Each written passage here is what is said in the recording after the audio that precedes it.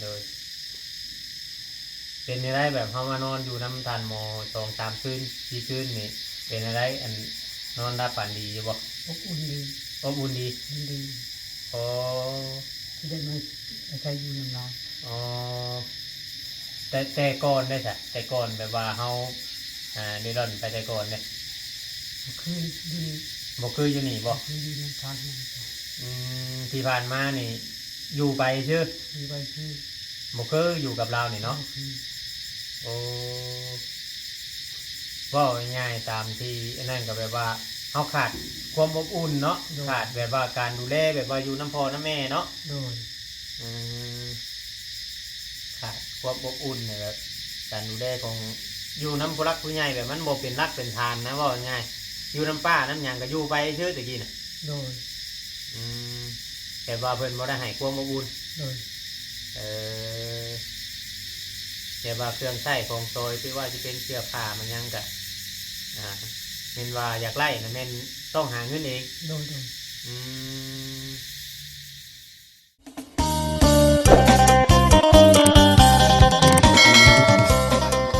น้องเบิดสู่ผู้สู่คนเราเพียงเนาะว่าสมองสุบอนว่าสิเป็นพี่น้องทางฝั่งลาวเนาะกับสวัสดีพี่น้องทางฝั่งไทยคือหนึ่งพบพ่อกับช่อง YouTube ของว่ายังชายใจเกินร้อยเพียงเนาะอ่าอีกคือเก่าคือเดิมพี่น้องเอ้ยเติมก็ยังอยู่ทางบ้านทางเรือนของทานหมอเนาะมาอัปเดตทางเงินน้องกีรันน้องเพียงเนาะหลังจากที่ว่าเพิ่นมาอยู่นำทานหมอบาง FC น้องเพียงเนาะ FC บางคนเพิ่นก็ยังบ่เชื่อน้องเพียงเนาะว่าเป็นการอ่าสร้างคอนเทนต์หรือว่าเป็นการดอกเนาะว่าย่านมันมี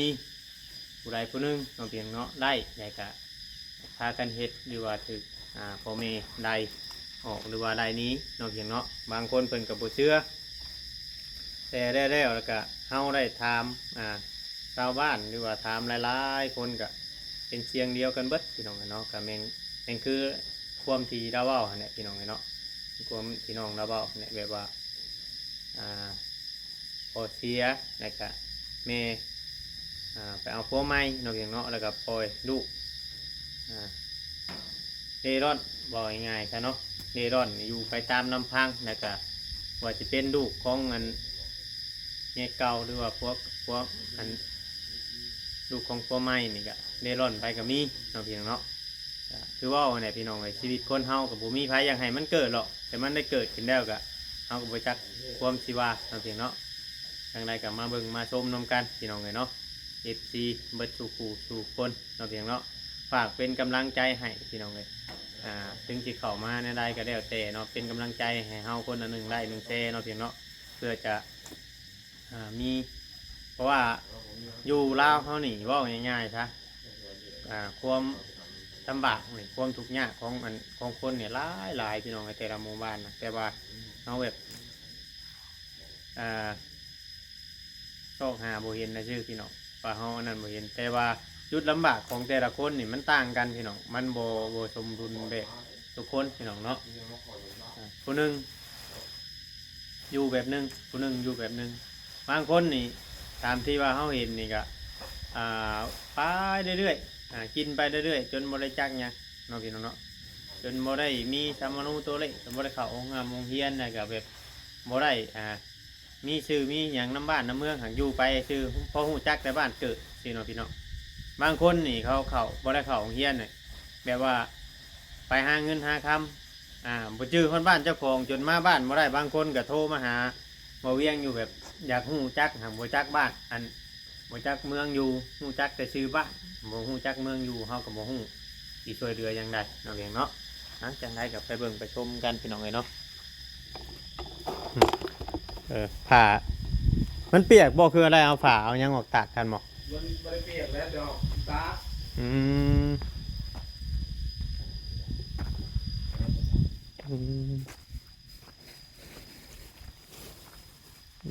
เฮ็ดยังบัด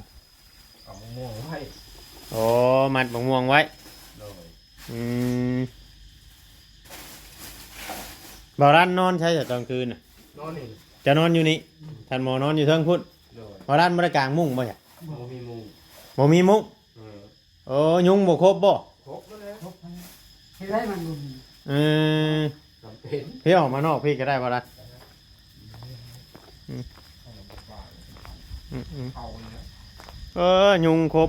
กับบริการมุกสบายดี FC ก่อน มาดิ โดยจะนอนตอนคืนบ่ได้กลางมุ้งเลย บอก จักมือแล้วก็จะมานอนนำทานหมอน โอ้สี่ห้ามือหกมือนี่ 6 มื้อแล้ว โดย ว่านนี่คือว่า3 มื้อ 4 มื้อแล้ววะ สี่มือ เนาะเออ ตามคืน กลางคืนนอน 3 คืน 4 มื้อนี้ อยู่นี่ 4 คืนบ่แรงนี้ขับนอนเนาะ ห้าแล้ว ฮะ เป็นห้าแล้ว ว่า3 คืนซะ ตามคืนเป็นตามคืนก็เป็นสี่มานี่สี่คืนนี่เด้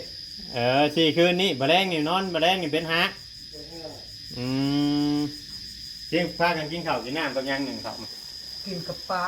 กับปลา ปลาทูปลาทู โอ้ซื้อปลาทู โดย ใครไปซื้อปลาทูทานหมอนะ ค่อย เจ้าไปซื้อ โดย เอาเงินมาจะใช้ มีขายเล็กได้15,000 ขายเล็ก ขายเล็ก เล็กจะเอามาใช้ เล็กเก็บเอา หาเก็บเล็ก โดย ไป15,000 15,000 แล้วไปซื้อปลาทู ที่ปลาทู ไปซื้อที่ใช้ปลาทู อีลาน ทางข้านี่บอก เออ อ๋อเพิ่นเอาปลาทูมาขาย โดย อืมเข้าโรงเรียนนี่บ่ได้เคยเข้าได้บ่ห้องคนหนึ่งบ่ยังก็บ่ได้เคยเข้าได้บ่ ข้าวห้องคนนึง เข้าห้องคนหนึ่ง คนนึง เขียนชื่อตัวเองเป็นบ่ เป็น เขียนชื่อผู้อื่นได้เป็นบ่ เป็นอยู่ เป็นคำมันบ่นั่นมันบ่หลายเนาะ โบราณ อืมสองข้อหนึ่งอืมเลยเป็นอะไรแบบเขามานอนอยู่น้ำทานหมอ2-3 คืน4 คืนนี่เป็นอะไรอันนอนรับฝันดีอยู่บ่ อบอุ่นดี อบอุ่นดี ดี โอ้ ที่ได้มาอาศัยอยู่นำเรา อ๋อแต่ก่อนได้จ้ะแต่ก่อนแบบว่าเฮาเดินร่อนไปแต่ก่อนเนี่ย คืนอยู่นี่ บ่คืออยู่นี่บ่ คืนอยู่ในทางนี้ ที่ผ่านมานี่อยู่ไปชื่อ มีใบชื่อ บ่คืออยู่กับเรานี่เนาะ คือ โอ้ว่าง่ายๆตามที่นั่นก็แบบว่าเขาขาดความอบอุ่นเนาะขาดแบบว่าการดูแลแบบว่าอยู่น้ำพ่อน้ำแม่เนาะ โดย อืมขาดความอบอุ่นเนี่ยแบบการดูแลของ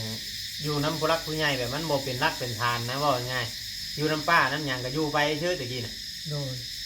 อืมแต่ว่าเพิ่นบ่ได้ให้ความอบอุ่น โดย เออแต่ว่าเครื่องใช้ของโซยที่ว่าจะเป็นเสื้อผ้ามันยังกะเม่นว่าอยากไล่นะเม่นต้องหาเงินเอง โดย อืมได้ต้องหาเงินซื้อเองพี่น้องอะเนาะคำว่าถ่าให้เพิ่นชื่อเอาแล้วอันร้านเลยชื่อป้าชื่อเสื้อผ้ามาให้นี่เคยมีอยู่บ่ โดย บ่มีบ่โอ้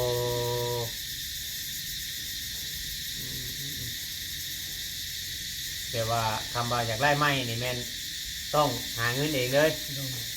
อยากได้อย่างแม่นต้องหาเงินซื้อเองเลยเนาะอืมพี่น้องเนาะที่ว่าเพราะว่าเราบ่มีเลยอันลำให้ลำหน้านี่ไทยให้ไทยหน้านี่ไทยเป็นอยู่บ่ เป็นอยู่ เป็นอยู่เนาะ เป็น ลำหน้ากับลำเป็นอยู่ เป็น เออเจ้าไปไทยหน้าน้ำไผ่เจ้าจังไทยเป็น ง่ายปลาลูก หน้าป้าหน้าลุง เพิ่นบอกไป อืม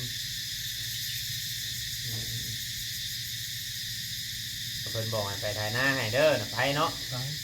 โอ้ ไม่ได้บอกเขาไป อืม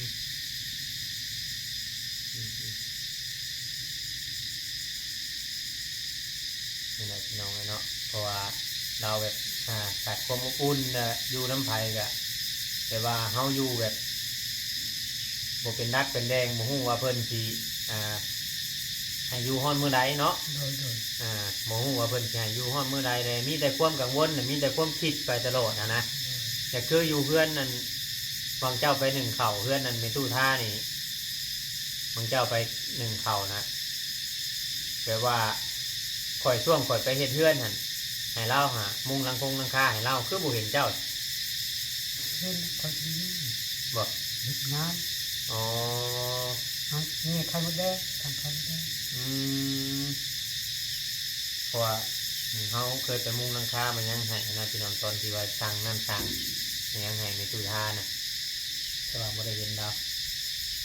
อืม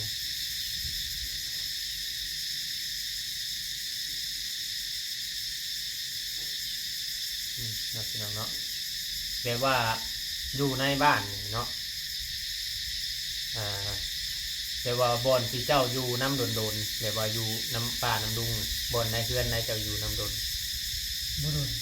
นะ บ่โดน อยู่น้ำใบน้องนี่นะ บ่โดน บ่ได้โหลดบ่ ชั่วคราว อยู่ชั่วคราว โดน เป็นได้เป็นจังหวะให้อยู่ชั่วคราว เพิ่นบ่ได้บอกให้อยู่เนาะ อืม คอยอยู่นะ เจ้าไปขออยู่ ค ชื่อ อยอยู่ที่คอยอยู่ขอกินนะ มันย่ำผ้าย่ำฝนได้จ้ะ คอยนะ อืม พบไปเฮือนป้าเห็นลูก สมมติว่าฝนตกห้ามเสือจะเปียกเจ้าจะเอาเสือใช้เปียก คอยลงนั่นเพิ่น โอ้คอนุ่งเสือเขาเจ้า โดย ไปเฮายานุ่งได้จ้ะ อย่าลงส่งเพิ่นเก็บลงแล้วเพิ่นทิ้งนะ โอ้โตเพิ่นถิ่มบ่โตเพิ่นถิ่มโตเพิ่นป้าอันบ่ โดย โอ้อืมน้องพี่น้องเนาะเพราะว่าบ่นั้นแปลว่าสมมุติว่ามีผู้เอาเสื้อผ้าเก่ามันยังให้นี่เจ้าก็เอาบ่ เอาอยู่ เอาบ่ เอาอยู่ โอ้เพราะว่าเราบ่ได้มีหยังเลยพี่น้องมาอยู่น้ำทานหมอก็มาได้ซ้ำนี้ได้นี่ซ้ำชุดกับส่งแล้วกับเสื้อแล้วกับทงนี่นะนี่เนาะบ่ได้มีหยังเสื้อผ้าหน้าแพร่แบบบ่มีหยังเลยนะบ่มีตัวใหม่บ่มีหยังเลยทำอยากไล่ก็คือว่านะต้องหาเงินซื้อเอง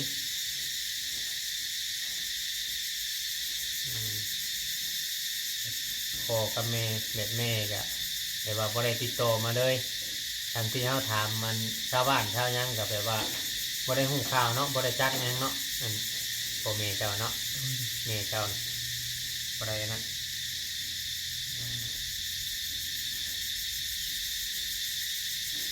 อยู่ไปพี่น้องกันเนาะมาอยู่น้ำทานหมอแบบว่าเขาเกิดความอบอุ่นแบบว่ามีหมู่ปากหมู่เว้าแบบเขาอยู่เป็นนักเป็นแดงเงี้ยเนาะ โดย อืม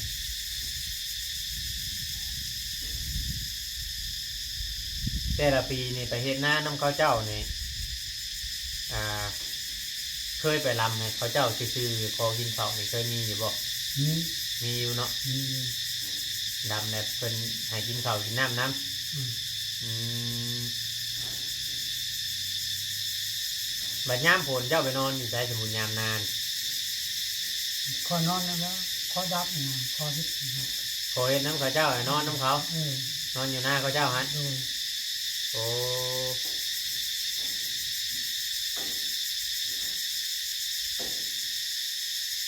แต่อยู่อันนี้ก็แต่เฮาใช้ชีวิตอยู่กับแม่น่ะ แต่ว่าพอแต่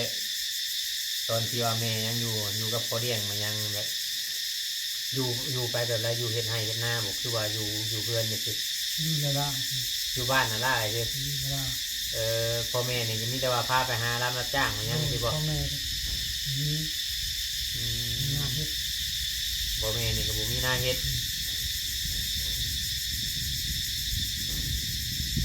เคยมีอยู่บ่แบบว่าเชื่อพ่อเชื่อแม่เจ้าให้มันยังให้เจ้า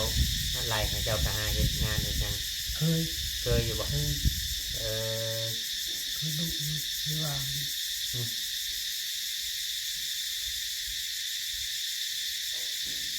ส่วนนายลูกเมียเก่ากับลูกเมียใหม่นี่เพิ่นแพงผู้ใดลูกหลายกว่ากันลูกกับผัวใหม่นะ โอ้โห โมโหบ่ยันว่าเพิ่นเว้าแบบว่าการเบิ่งการกระทำเจ้าเบิ่งออกอืมลูกกับผัวใหม่นี่เพิ่นมีจักคน ที่ 4 คน โดย โอ้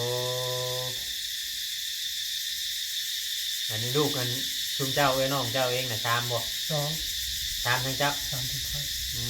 หากเป็นผู้หญิงเนาะพวกอะเนาะ ทีนี้ เพิ่นมีครอบมีครัวแล้ว โดย เพิ่นก็เอาผัวอยู่บ้านได้ บ้านนี้ อยู่บ้านนี่บ่ คนนี้อยู่ไทย อยู่ไทย โอ้ น้ำลาเขา น้องเจ้าน่ะเป็นลูกกกบ่ กุ๊ก น้องหลานเจ้าเอาผัวแล้ว เอาเนี่ย อายุเอาผัวไทยบ่ จัก หมู หู โอ้ฮู้แต่ว่าเอาผัว โ อืมแล้วเขาเคยส่งเงินให้เจ้าชายอยู่บ่ บอก บ่เคย มันเคย โอ้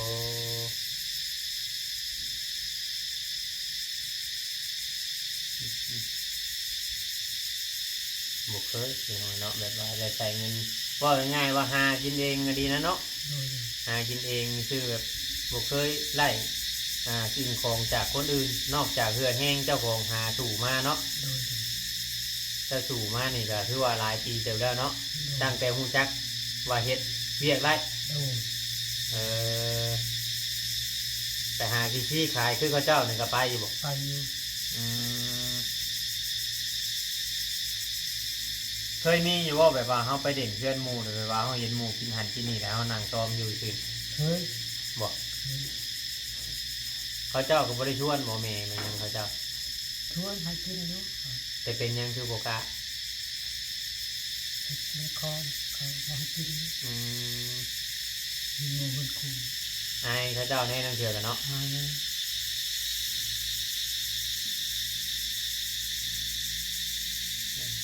เนาะเพราะว่าส่วนใดนั้นมันก็มีหลายคนนะพี่น้องอยู่หมู่บ้านนี่มีหลายอันครอบครัวแห้งบางเทื่อนะมันจะมีคนแบบว่ามาแต่ทางอื่นเนี่ยมาอยู่พี่มาปักหลักปักฐานเพราะว่าอยู่บ้านนี่มันจะมีหลายบ้านเนาะมารวมกันเนาะ โดย มาปักหลักปักฐานอยู่นี่เลยบ่มีให้มีนะบ่มีอันดินมีร้อนนะครับอยู่ไปลูกเต้าใหญ่บัดต่างคนบัดต่างปล่อยวางไปเลยแบบคือบางคนเห็นน่ะนะเพื่อนหนึ่งอ่ะ4 คน5 คนเพื่อนหนึ่ง7 8 คนก็มีเนาะดูนี่เนาะหลายบางเพื่อนกันถ้าอันว่าท่านหมอเล่ามือไหนมือหนึ่งเนาะถ้าว่าเราอันบ่ให้เจ้าอยู่น้ำนี่เจ้าสิไปอยู่ไสบัด จักนะ ฮะ จักมันอยู่ บ่ฮู้ได้เนาะ โอ้โห อืมเราก็บ่ได้ให้แต่ว่าอยู่นาน บอก เออ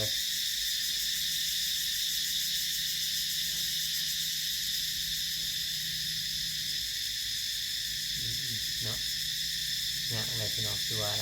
ลำบากที่สุดเนี่ยพี่น้องมันเป็นบอกง่ายๆว่าคล้ายๆแบบ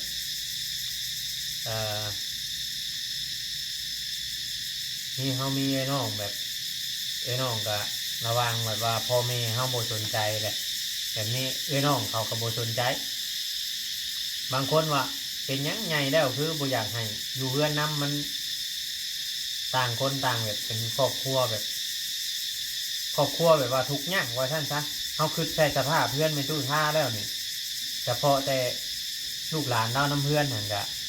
อย่าหาเดี่ยงกันกะมีแต่สาวผมท้องอ่ะเนาะ โดย มาปูไปหาข้าวหาน้ำเนาะ โดย มันก็เลยแบบบกุ้มกัน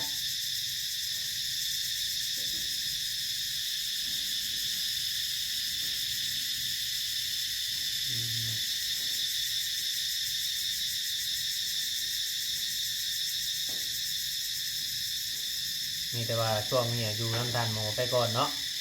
โดย อยู่น้ำทานหมอไปก่อนเพราะว่าเราก็บ่ได้ว่าอย่างหรอกพี่น้องนี่แต่ว่าอยู่น้ำกันเนี่ยมันเฮ็ดหันนี่ก็เราปอกแก๊กแน่เมื่อกี้นี่ก็ไปแบกไม้ช่วยเขาเจ้าบ่ได้ให้หยังหรอกแต่ว่าเพิ่นถ้าว่าเพิ่นมีเพิ่นก็ให้กินเนาะบ่มีได้ก็ยาเฮ็ดไปถ้าว่าอันแม่หรือว่าถ้าว่าแม่เจ้าได้เบิ่งคลิปเจ้าอยู่เพราะว่าเพิ่นไปเฮ็ดเรียกบ่ฮู้ว่าอยู่ไสอยู่หยังถ้าแม่เจ้าอันได้เบิ่งคลิปเจ้าอยู่เดี๋ยวนี้เจ้ามีครัวมีหยังเจ้าอยากเว้านำแม่เจ้า ได้แต่ว่าฝากความคิดฮอด เออ มีใจคิดฮอดนี่นะ แม่เจ้าบอก เออ อยากฝากความคิดฮอดหาเพิ่นนะชื่อ โดย พอเพิ่นบ่ได้ติดต่อหาเฮาเนาะ โดย อืมถ้าว่าได้เห็นคลิปนี้หรือว่าได้เบิ่งคลิปนี้ก็มีแต่ว่าฝากความคิดฮอดเพิ่นสร้างเป็นเนาะเราก็บ่ติดต่อมาถามเนาะ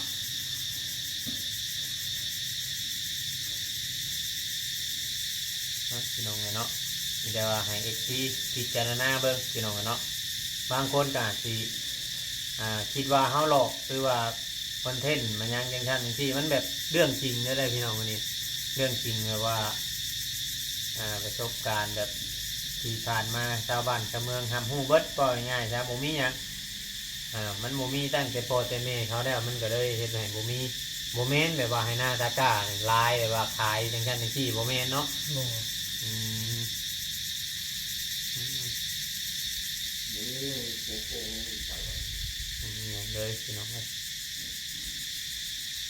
เดี๋ยวว่าสู่ไปบางผู้รับผู้ใหญ่หรือว่าเพิ่นเบิ่งเพิ่นจะเมตตาว่าเฮาก็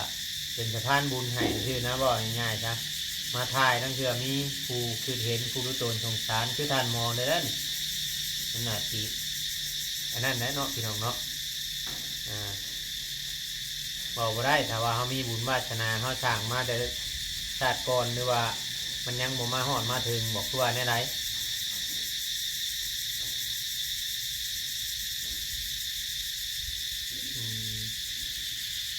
พี่น้องกินนี่ก็สิประมาณนี้แหละเดี๋ยวอันค่อยจะเอาเงินให้เจ้าไปซื้อน้ำเด้อ โดย น้ำกระตุกนี่ตุกเท่าไรเขาขายน้ คิด พัน ำตุก10,000 พัน ตุก10,000อันนี้ซื้อน้ำตัวนี้เด้อ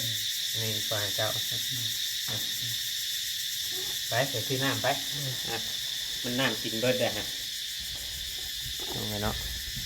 ประมาณนี้แหละพี่น้องให้น้องเพิ่นไปอันซื้อน้ำก่อนหวังว่าผู้รักผู้ใหญ่จะเมตตาเพิ่นพี่น้องที่ได้อยู่ป่าอยู่ยังเนาะนั่น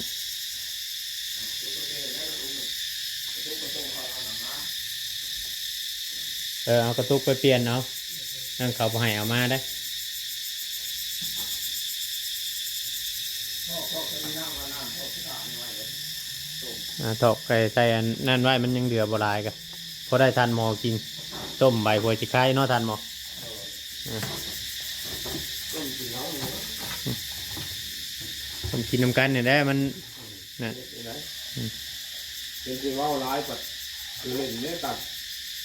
เนื้อตุทาเนี่ยเป็นติดปะ เนี่ย มันมีกระโปงแล้วคนโต โอ้ เนื้อตุทาที่ผมใช้ได้ เนาะ เนี่ เนี่ย ยเนี่ย เราบริเลี้ยงไว้แบบก็เป็นยันเป็นสภาพความดีมันเป็นมาแล้วเราจะไม่ว่า เป็นสีย่างเนาะเนาะ เราพอมันเป็นผ่านมาเราจะไม่ว่าเก็บเอาไปอยู่ไปนะอะไร แล้วอบอุ่นดีได้เราว่าอยู่ลำเจ้าน่ะ อยากอาบน้ำอาบอยากเข้ากินโดนอยากมาหากินเนาะไปบ่ได้นอนผมมีมุ้งเขาก็ลงเด็ก